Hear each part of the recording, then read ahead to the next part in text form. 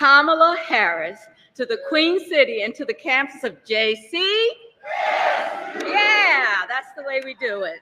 So I want to say that there's really the idea that we are proud of what we do in this great city. Our true economic opportunities must reach all corners of our city. And at the same time, we have to recognize that too many families still struggle with the rising cost of healthcare, housing, education, and other essentials for our living styles. That's why the Biden-Harris administration building wealth agenda is so vital. Thank you very much, Connie. Yeah. Their initiatives are focused on creating pathways to prosperity for all Americans through investments in affordable housing, small business development, job training, child care affordability, and much more. With policies like expanding the child tax credit, that deserves some applause, enhancing funding for minority businesses, that's enough,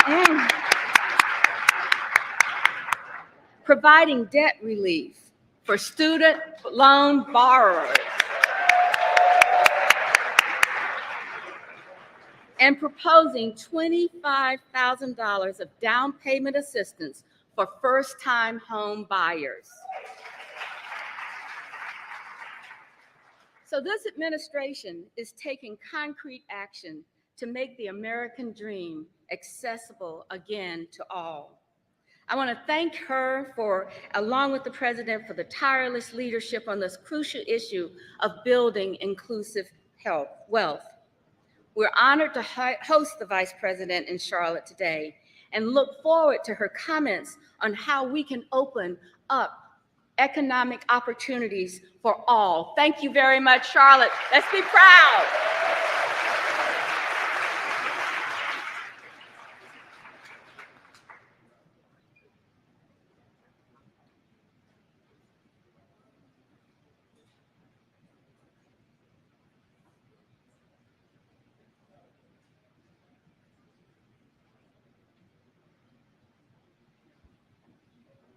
Please welcome U.S. Department of Health and Human Services, Deputy Secretary, Andrea Palm.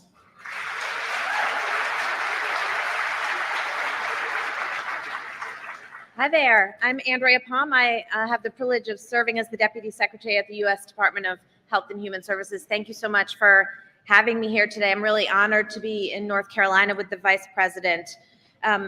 And really want to thank her for everything that she's doing to lead our efforts to reduce costs and create economic opportunity all across America. I also want to thank Governor Cooper for his leadership and commitment to helping all North Carolinians get access to quality, affordable health care. I'm really proud also of the work that we're doing in the Biden-Harris administration at the U.S. Department of Health and Human Services to ensure that everyone has access to the care that they need. Today, more than 300 million Americans have health care coverage. And this year, a record,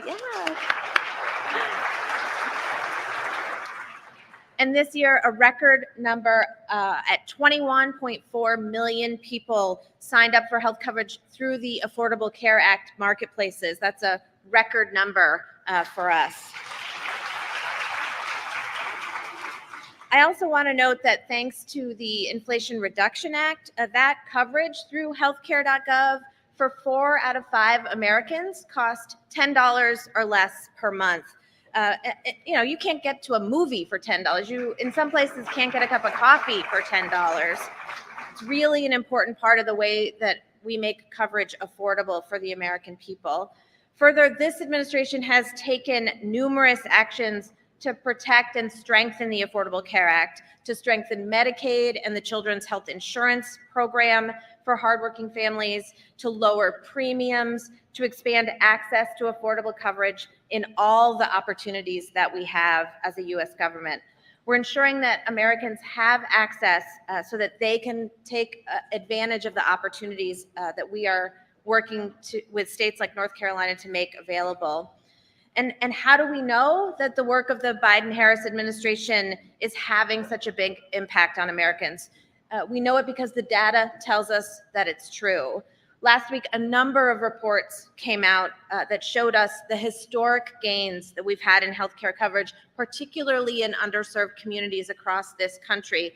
And that has all come out of vigilant work in our implementation of the Affordable Care Act. Central to how we think about and ensure that Americans have access to affordable health care is the Medicaid program. Currently, a record 92 million Americans get their coverage through Medicaid and/or the Children's Health Insurance Program, and that includes more than 2 million folks here in the state of North Carolina. Last year, as you all know, North Carolina became the 40th state to expand Medicaid.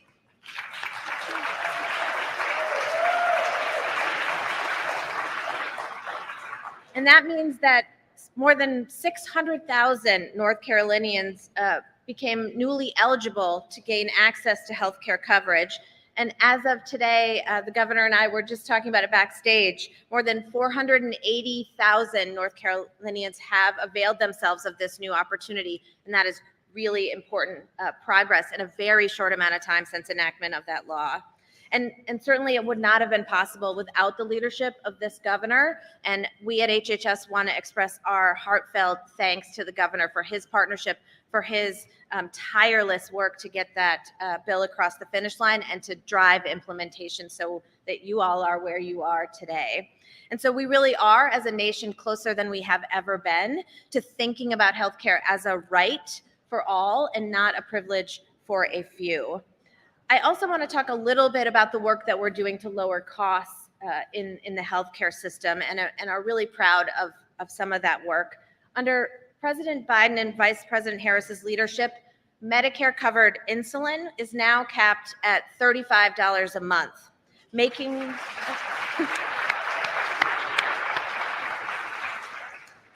this life-saving medication more accessible. Preventive vaccines through the Medicare Part D program are now free of charge. And with the newly enacted $2,000 cap, expenses are really in a place where they're not going to get out of hand. If you know that every year your out-of-pocket expenses are capped at $2,000, that is a predictable amount that is, I think, really important for families to know about in Medicare. And right now, this very moment, the team back at HHS is negotiating directly with pharmaceutical manufacturers to lower the cost of the 10 most commonly used drugs in the Medicare program. And when those negotiations are done, we predict that this will save as much as $100 billion over 10 years. Yeah. That is a lot of money to stay in the pockets of hardworking American families instead of in the pockets of big pharma. I also want to acknowledge that despite all this progress, many families still face medical debt. And that is something that this vice president has made a priority to tackle. And we know at HHS that the best way to prevent medical debt is to continue to make progress in access to coverage, in getting more Americans covered, in tackling the cost of that coverage. And in the meantime, the vice president has challenged all of us to go even further. And yesterday, she called upon states, local governments, healthcare providers to take additional actions to relieve the burden of medical debt for millions of Americans. In that call, she announced a rule that would remove medical debt from credit reports for more than 15 million Americans. And that's a really big deal. So it's not just about healthcare, right? The cost of healthcare is tied to your economic well-being as a family. It's about your economic security. It's about your peace of mind. And we understand in the Biden-Harris administration that it's all connected together.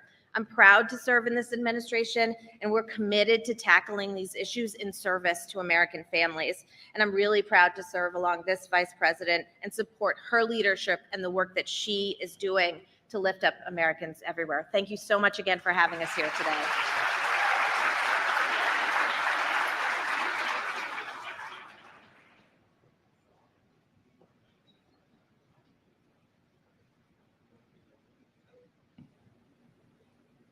Please welcome U.S. Department of Housing and Urban Development, Acting Secretary, Adrienne Todman.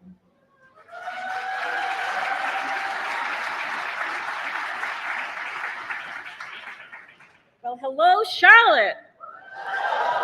How y'all doing today? It is good to be here. It is good to be here. It's great to be in the great state of North Carolina. So, as HUD's leader, I meet a lot of people while I'm traveling the country. And what I hear most folks say is that they really just want to have a fair shot to get ahead. Isn't that right? They want to be able to put down roots and save for their future and have something that they can leave behind for their children and their grandchildren. And I am so proud to serve in an administration that is making sure people have that fair shot. This administration, from day one, has worked to ensure Americans of all backgrounds can access the tools and resources they need to build their lives of their dreams. A few weeks ago, I was in Denver, where I met a mom who was able to save enough money while she was living in subsidized housing, and she was able to buy a home for herself and her 3 kids, and she talked about how excited the kids were running and finding their own bedrooms. And it's all thanks to a program that we run at HUD that under this administration, we expanded under this president and our vice president. And maybe it's the families that I met who received down payment assistance and bought their home and are now building wealth for their families. It's stories like these that live in communities here in Charlotte and across the country.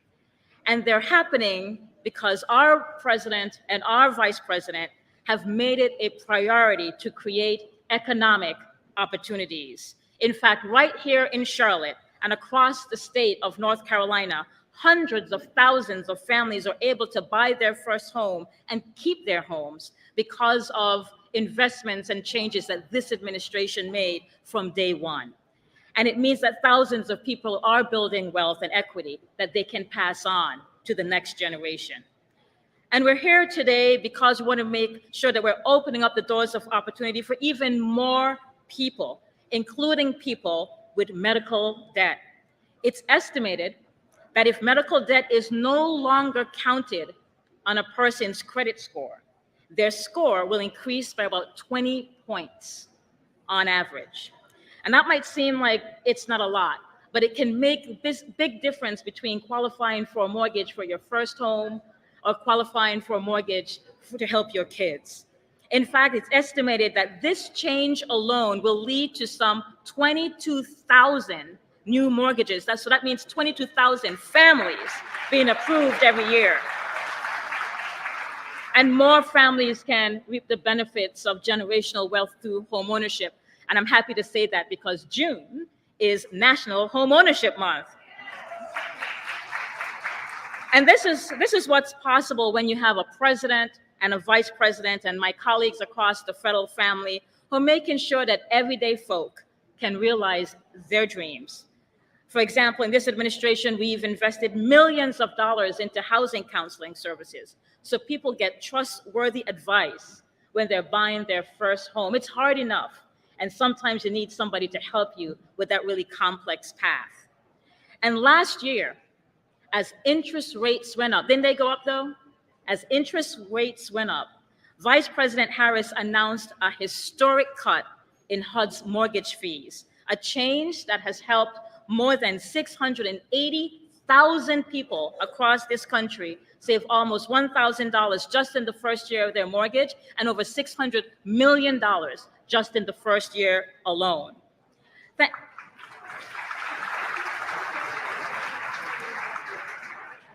And look, we know that more people need help.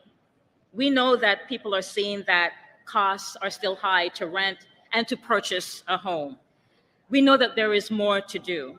But that's why President Biden and Vice President Harris have a plan to bring down costs by not just building more housing to rent and to purchase, but a plan to help people pay their rent, a plan to help more first-time homeowners, and let me say first-generation Homeowners, when your people weren't able to get a house, you'll be able to. Our president and vice president have a plan to do that and help with down payment assistance and to help existing homeowners with their expanding costs. Let me say this to you. Our vice president is laser focused on expanding opportunities for families, seniors, veterans, young adults as they're starting out here in Charlotte and across this state and across our country. From day one, Vice President Harris has centered people. People. And I'm proud to call her my vice president. And I'm proud to stand with the other members of the Biden-Harris administration as we create more opportunities for you and your children and your people. Thank you so much for having us here. Take care.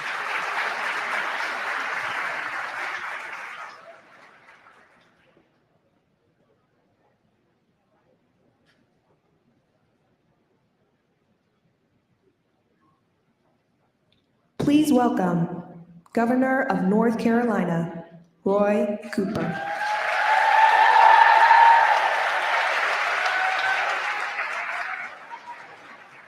Hello, Charlotte! It is always great to be back on the campus of JC. You know what? North Carolina has more four-year HBCUs than any other state in the country. We have more HBCU students than any other state in the country. And it's one of our biggest workforce development tools that we use across this country.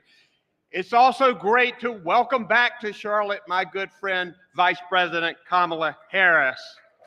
And today is lucky 13 for her. This is her 13th trip to our state since taking office, and it gets better every single time.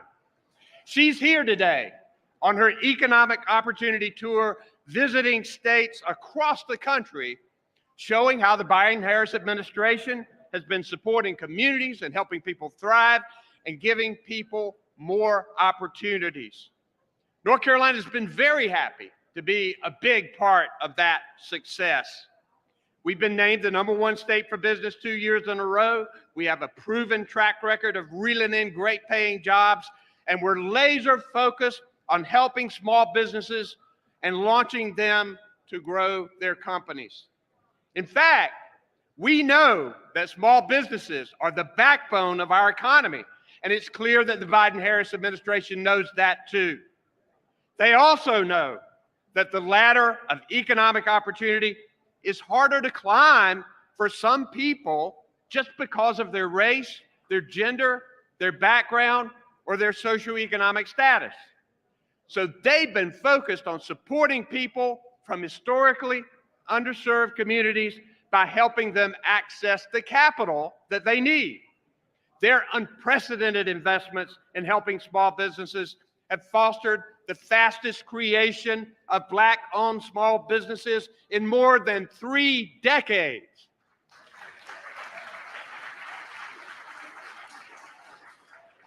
Back in March, the Vice President and I stopped in Durham to visit Black Wall Street to announce $32 million in federal funding to women and minority-led venture capital funds to support historically underserved and small businesses and entrepreneurs. And here in North Carolina, our Office of Historically Underutilized Businesses has done similar work. Around 7,100 businesses in North Carolina are now Board 8 Hub certified. And that means it puts them in the running for state contracts and gives them important opportunities while saving taxpayer money. We're also able to help many businesses during the pandemic with financial help from the Biden administration's American Rescue Plan. Many of you may remember Andrea Harris and what a great leader she was for North Carolina. In 2020, I created the Andrea Harris Social, Economic, Environmental, and Health Equity Task Force to further the economic development of marginalized communities and keep a focus on women and minority-owned businesses. And that task force continues its work today. But you know, even big ideas, business smarts, and even that extra help will only get you so far if you're crushed by the weight of medical debt or health problems. Economic opportunity is also about staying healthy, treating sickness, and being able to afford it. So we finally got the legislature to expand Medicaid in North Carolina. And that is why we call it the Working Families Bill of the Decade in our state. We already have enrolled more than 483,000 people in Medicaid expansion. They're getting the quality health care they need to stay well, to support their families, to find stability that they need to launch their big ideas and give them back to their communities to keep North Carolina growing. So today, there is no better place for the Vice President to visit to talk about economic opportunity for everyone. We have been so grateful to have strong partners in President Biden and Vice President Kamala Harris as we work to ensure that every single North Carolinian has the opportunity to succeed. Thank you, thank you, thank you very much.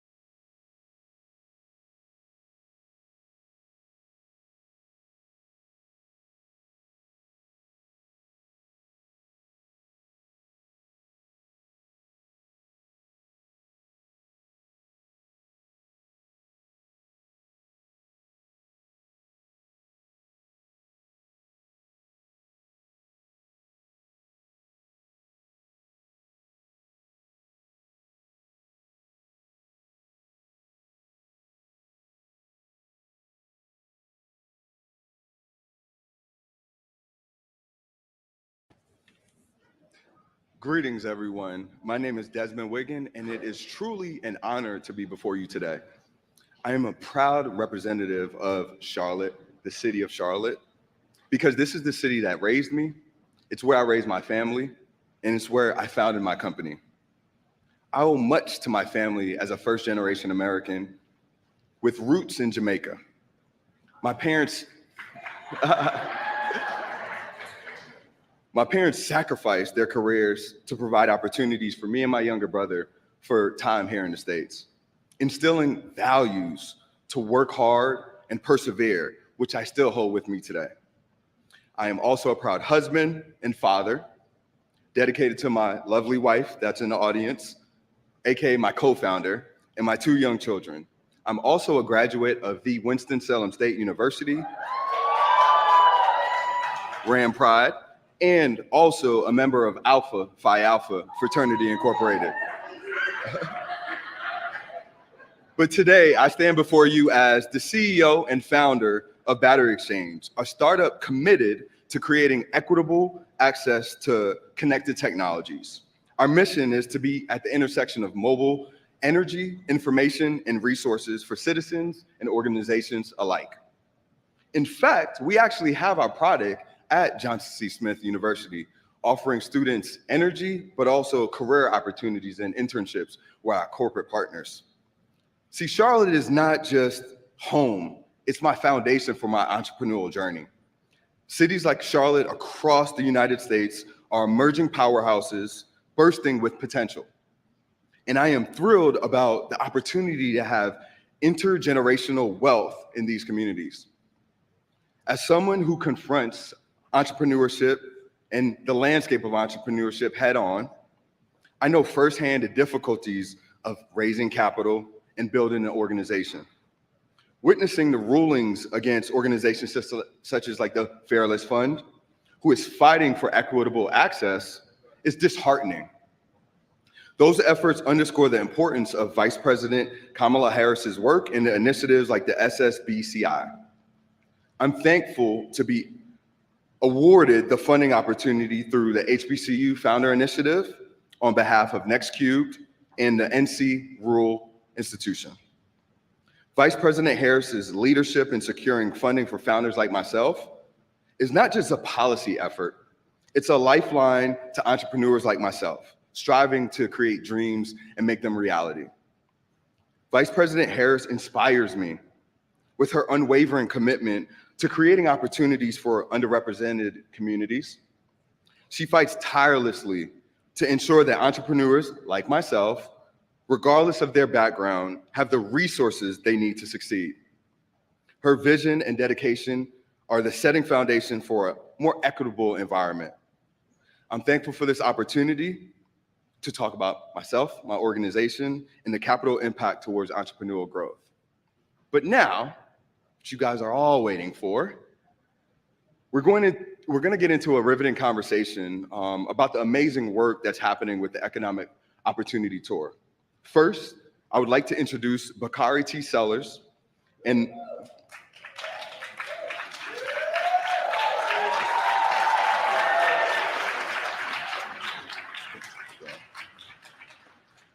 Bakari is a politician and attorney, a political commentator, and he served South Carolina House of Representative for the 90th District from 2006 to 2014. And we're so glad to have him with us today.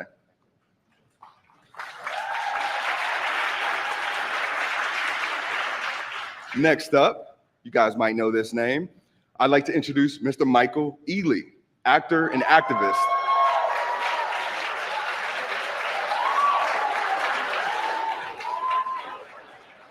You may know this gentleman from movies like Barbershop, Too Fast, Too Furious, Takers, and literally I can go on and on.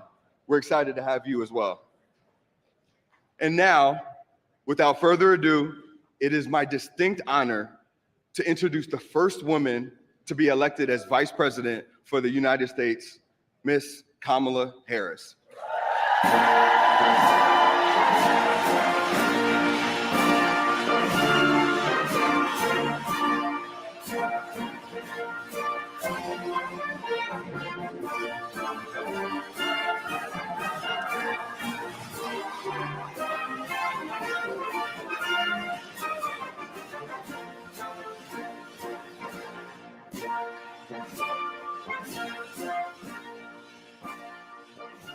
Good afternoon, everyone.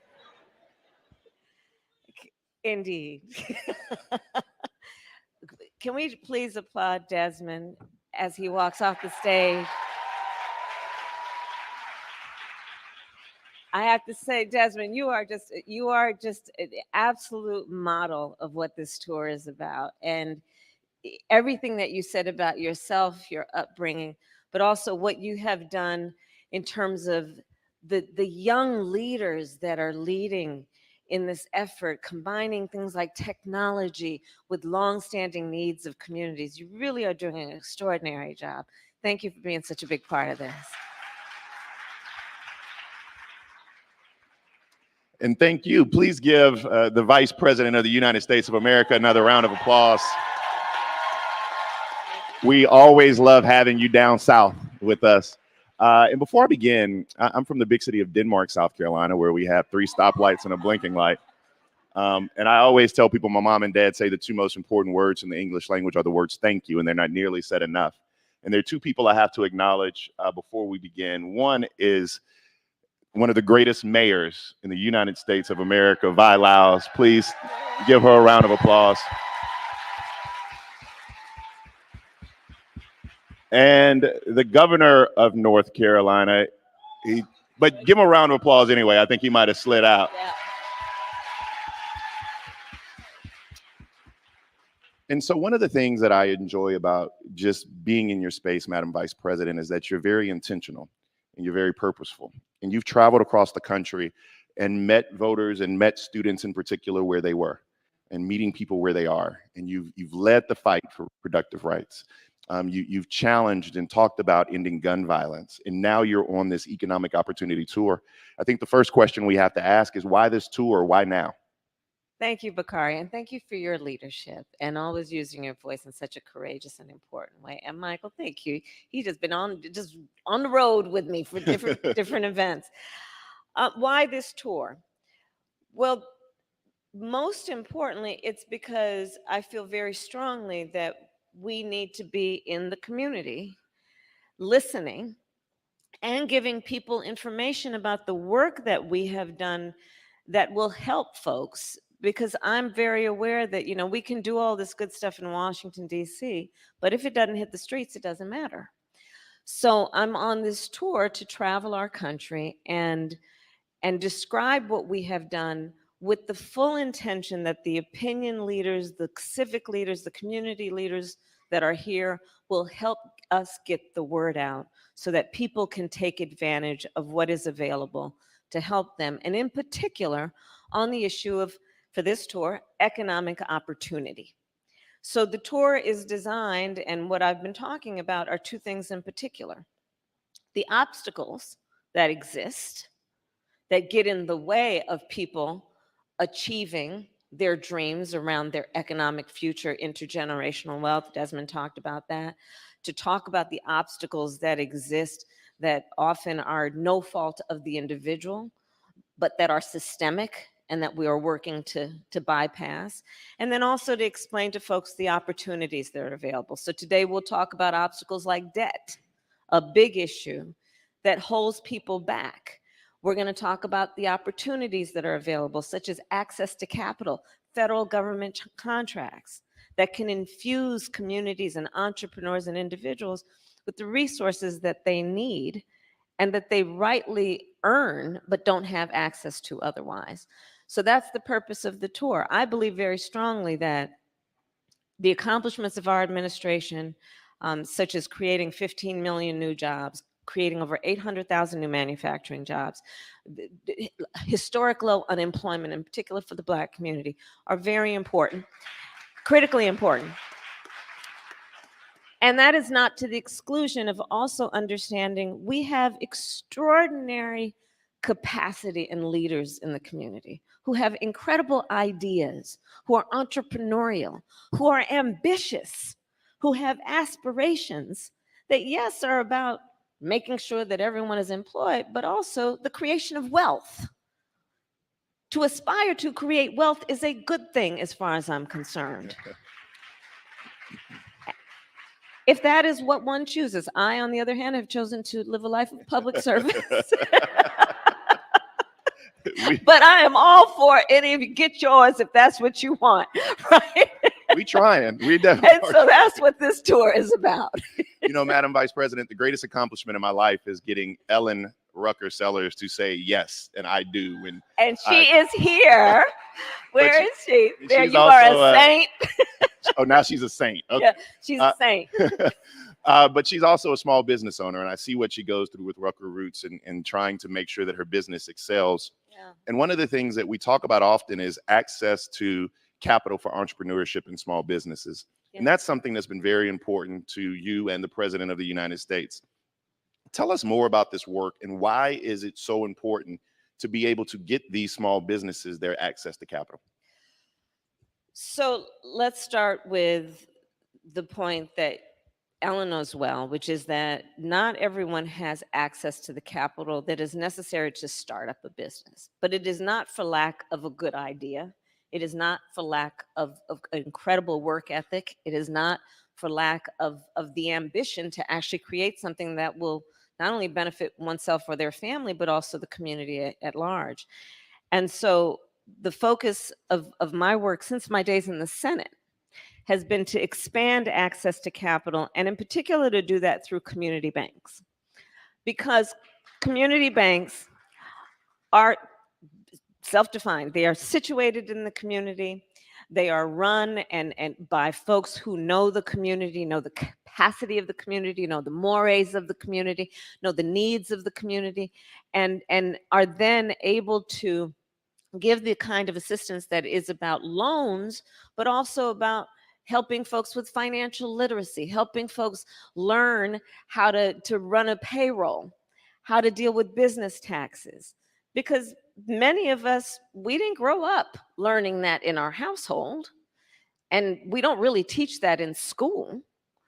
And so, but it's not for lack of anyone's ability to learn it if there are resources that can teach it. So community banks have been my focus. When I was in the Senate, we got over $12 billion more into community banks. And since I've been vice president, we have partnered with the big banks and also technology companies to, as of now, I created a thing called the Economic Opportunity Council, partnering with tech companies, foundations, and big banks. And now we're getting over $3 billion more into our community banks to create access to capital. And what that means is that we also then, working out of these community banks, get the word out on the street. Bakari, Michael, one of the things that's really interesting, the numbers I have are that Black entrepreneurs are 3 times less likely to apply for small business loans. And one of the main reasons why is because folks don't want to be disappointed. We know what that's like. It takes a lot to put yourself out there and to believe that you will be taken seriously and treated fairly.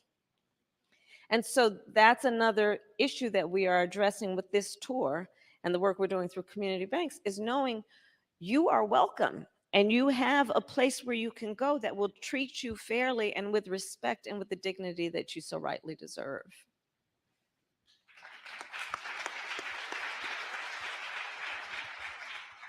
Madam Vice President, it's an honor to be here with you today. I think this tour is such a great idea, and I think just it's working, one.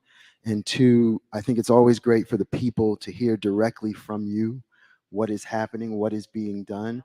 I know an important issue for you is housing. Yes. And I know it's been an important issue for you throughout your career. Being in California the last 20 plus years, I know how much work you've done there. I know it's at the forefront for you. It was at the forefront for you there. It's at the forefront for you now in this administration.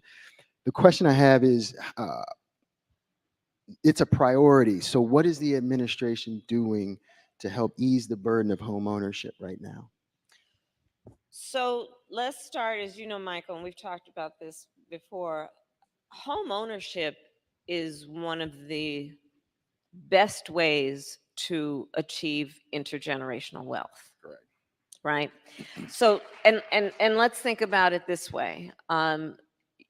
When you are able to buy a home, obviously for most of us with a mortgage, but when you are able to have a home that is yours, that you own, you accrue capital, right?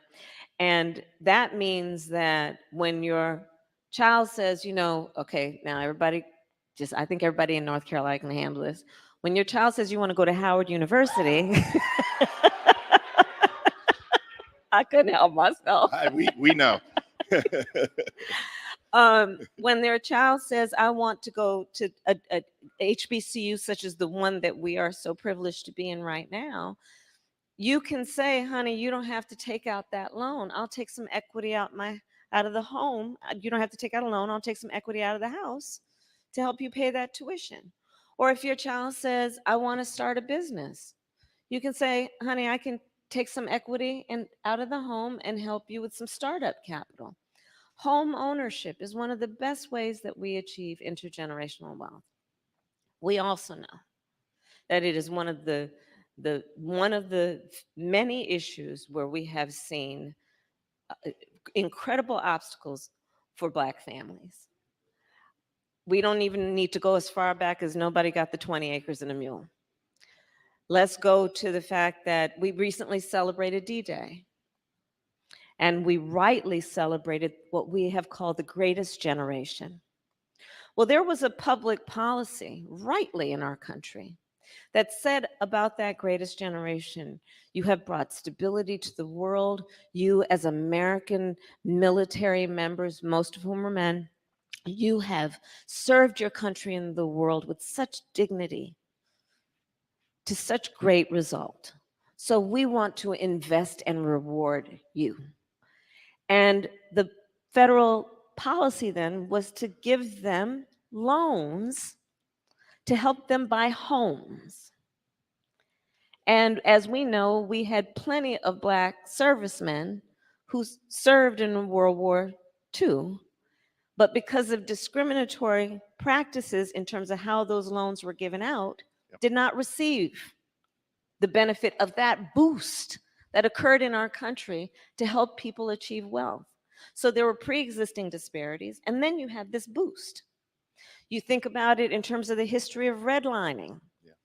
You think about it in the history of what was called a whole federal policy around urban renewal, which basically resulted in freeways cutting through Black communities and other communities of color, thereby dividing up communities around what otherwise were thriving commerce communities. So what we have been doing as an administration to deal with this issue is to, one, acknowledge the truth about the disparities, and to seek out and identify the disparities and the built-in systems that still exist that create those obstacles to home ownership. And I'm going to talk about one in particular, racial bias in home appraisals. Yeah. So we decided to take that on. Many of you may know the stories about a Black family that wants to sell their home and then has the appraiser come in, and the house is appraised for what they know is less than its value. And you probably know the stories about how they'll then reach out to family friends who are white and say, hey, will you all come over, bring your family pictures? We're going to take down ours, and you invite the appraiser. And the home appraises for higher value. So one of the issues that we are taking on is this issue, and are now requiring that appraisers have racial bias training before they are able to do this work. We are also giving, for people who are the first generation in their family to seek to buy a home, $25,000 grants for startup capital to actually be able to pay down on home ownership. $25,000 if you are first, or you are the generation that is the first in your family to be able to buy a home. The other thing we are doing is, for a certain tranche of folks, helping them first-time homeowners, $400 a month in credits toward paying your mortgage. And these issues are exactly the kind of issues that, when you address them, make a huge difference in terms of who's able to buy a home. And that matters. And listen, you probably are sensing from the things that I'm describing, we have been taking a critical look at those specific pieces of the system that have long gone overlooked, that are, that the story about the princess and the pea, that seemingly small thing that makes all the difference. These specific aspects of the system that have kept people from achieving their dreams. Another issue that we have been dealing with is federal contracts. So if you get a federal contract, being very frank, unless you mess it up, it's yours for life. But what we know is that when you're talking about Black entrepreneurs, Black small business owners, less likely to have the relationships or know the process for applying for a federal contract. When President Biden and I came in, we committed to increase federal contracts to minority-owned businesses by 50%, and we're on track to get that done by the end of 2025. Part of this tour is to create information and available to everyone here to know how you go about applying for federal contracts and which federal contracts are up. Because remember, we also came in and are finally fixing the infrastructure problem in America. Somebody talked about Infrastructure Week, which never happened. We actually got it done. Think about the number of contracts, federal contracts, based on the money we are putting literally on the streets of America to upgrade our sidewalks and our bridges and our freeways. Do you know that the 90% of construction companies employ 20 or fewer people? Those are small businesses. And then we have all this federal work that is happening around construction work. We passed the Inflation Reduction Act. We're putting, by my estimate, $1 trillion on the streets of America in the next 10 years to deal with the extreme climate occurrences, adaptation, resilience, investing in a clean energy economy. Those are federal contracts. So when we make a commitment to increase by 50% federal contracts going to minority-owned businesses, think about what that can mean in terms of a boost to communities around the creation and sustaining of wealth and wealth generating businesses. Wow. It's amazing to hear it directly from her, isn't it? It's just amazing. One of the things you brought up when we first sat down was you talked about how debt is affecting people, whether it be student loans or medical debt. Yeah. How do you feel like what is the administration doing to help kind of address these obstacles? And, how can we move forward? Right.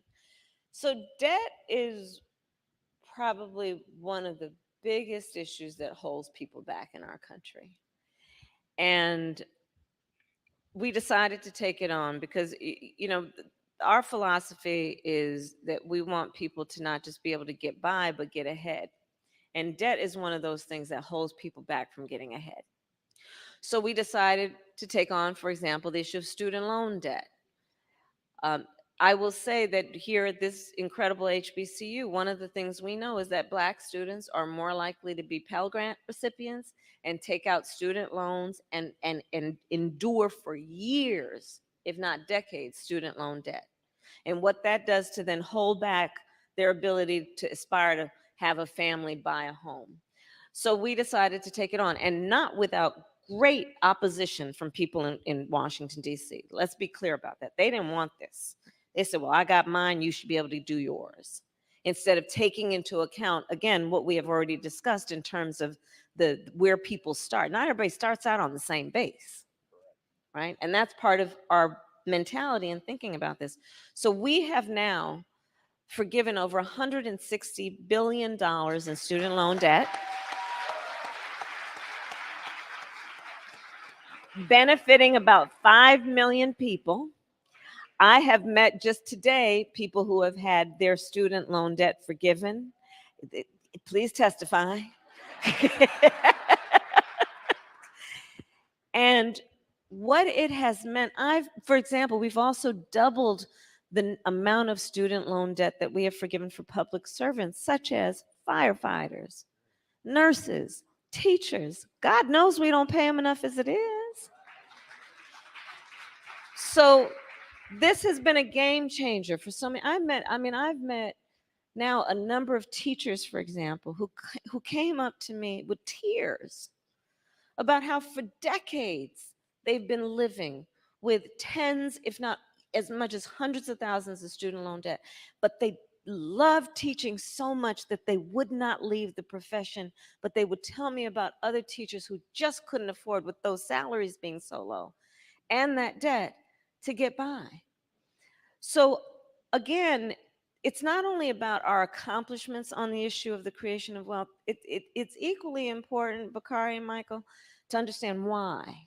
You got to see people and understand that people have many facets to their life. And when people work hard and do good work, the system should reward that, right?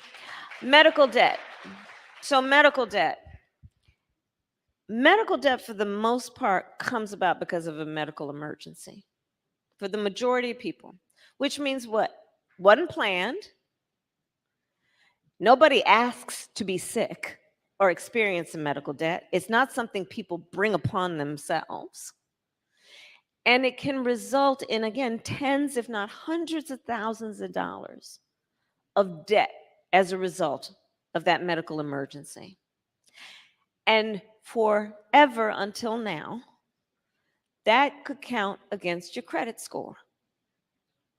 Your credit score is supposed to be a measure of, are you financially responsible?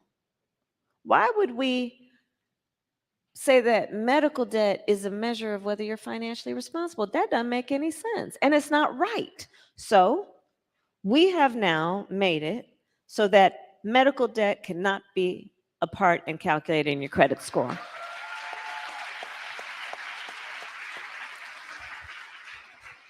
And now, because there's so many apps, most people know their credit score, like how much you weigh, right? And you know what that number means in terms of your eligibility for a car loan, home loan, or even just to get an apartment lease. So this is going to be a game changer for so many people. And again, it's about, debt is not just about a financial number. It's about how it weighs on people to keep them back when they're working hard and want to move forward. And so I'm particularly proud of what we've done on medical debt. I must say, as a point of emphasis, because again, to the opinion leaders, I need your help. On the student loan debt piece, please remind people to apply for it and not think that, oh, if I apply, I'm not going to get it. I've met a lot of people who have told me that. I didn't apply for it because I didn't think I'd be eligible. 1. 2, please help get the word out. You are entitled to student loan forgiveness even if you did not graduate. Help us get the word out. Because again, it's about creating public policies that are just logical. So what's the logic in that? Okay, a lot of people drop out because they can't afford to pay tuition. Yeah. And before they dropped out, they were taking out student loans. The student loan company ain't saying, well, since you didn't graduate, you don't owe us. So people who had to drop out still owe that debt. So that's why we created the policy, to be intentional, Bakari, to be intentional. Even if you didn't graduate, you're eligible. I'm going to use just a slight bit of personal privilege because you talked about being intentional for this last question. And I think that the White House and yourself have been very intentional about having Michael and I lead this conversation. Yeah. And why I say that is because having Black men a part of this conversation is so very important. Yeah. And we need the individuals who are under the sound of our voice to go out and be apostles of the good news. Yes. And so when people ask, what is the White House doing about Black men, you can say that we had a conversation about economic mobility, and was very diverse in our thought. And also, I saw some Jack and Jillers earlier today. Yeah. I know they're having their convention this week, but this is a room full of, and I hate the word future leaders. I hate that because they're really the leaders of right now. Yep. And you're also intentional about doing this at an HBCU. And this institution is one of the greatest HBCUs. Now, Michael may not know this, but the greatest HBCU is Morehouse College, but I digress. But what would your advice be? You do you, Bakari. You do you. Howard's in the top 10-ish. So what advice would you give this room full of the leaders of right now? Not future leaders, but these young people who are the leaders of this moment that we're in. The first piece of advice I have is dream with ambition. And never apologize for your ambition. Never apologize for that. It is a good thing to have ambition. I will also say this. I eat no for breakfast. I don't hear no. And many times in your life, you're going to hear no. Someone is going to, maybe even many people say to you, oh, it's not your time. Oh, nobody like you has done that before. Oh, they're not ready for you. Oh, and then I love this next one. Oh, that's going to be hard work. Really? Don't hear that. Don't ever hear that. And I've got a whole lot of advice. The other piece of advice I would offer, so you just open that up. Many times you're going to find whether you are in a boardroom, a meeting room, in a room where you need to pitch, where you're going to be the only one that looks like you in that room. Mm-hmm. And what you must remember, and I'd ask you to look around this room right now, what you must remember is you are never in that room alone. We are all in that room with you, expecting that when you walk in that room, you walk in chin up, shoulders back, understanding the voice and the voices that you carry that are so proud of you being in that room and are applauding your presence in that room. That is critically important. That is critically important.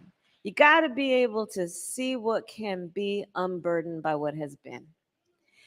And never allow yourself to put any barriers on yourself based on other people's limited ability to see who can do what.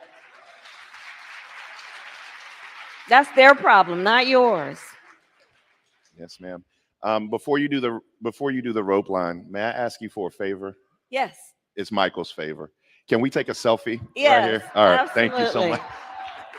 Oh, but I do have one more thing. A week from today is Juneteenth.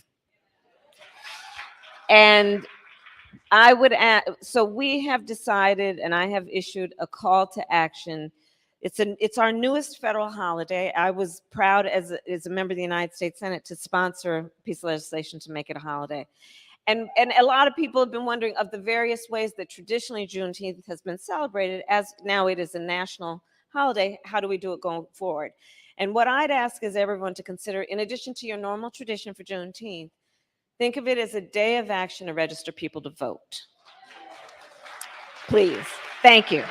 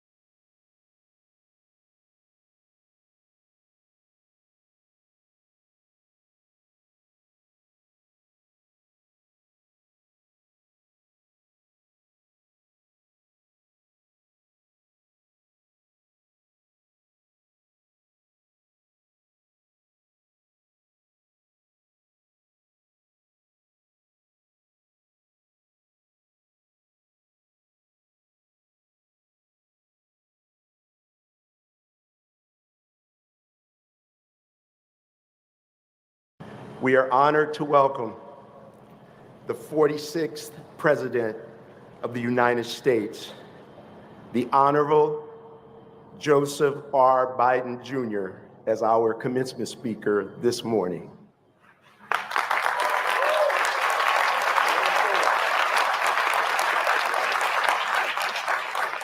They say that when you find a job that you love, it isn't work at all. That can be said for Joseph Biden Jr., who has spent his entire life in public service. His career began in 1970 in his hometown of Delaware, when he was elected to the Newcastle County Council, a post he sought just after graduating from Syracuse Law School. 2 years later, at 29, Biden was one of the youngest people ever elected to the US Senate, where he remained for 36 years. During that time, he served 16 years as chairman, a ranking member of the Senate Judiciary Committee,